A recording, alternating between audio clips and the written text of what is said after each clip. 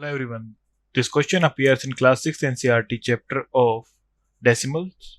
This is ninth question of its exercise 8.1. So the question says that write the decimal number represented by the points A, B, C, D on the given number line.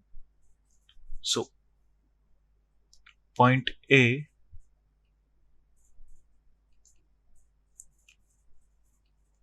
represents, so 0 के right hand side पे हम सब part count कर लेंगे 1 2 3 4 5 6 7 8 means ये point हो जाएगा हमारा 0.8. पॉइंट बी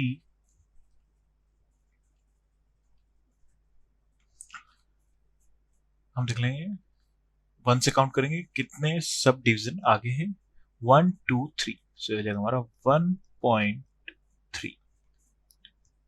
पॉइंट सी रिप्रेजेंट्स, सो ये हमारा 2 से आगे है तो 2 होल नंबर कंप्लीट हो गया एंड सब पार्ट हमारे 1 2. सो हो जाएगा हमारा 2.2. And point D represents,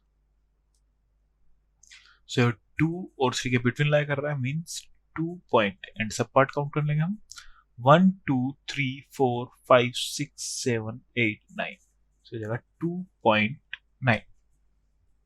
thank you.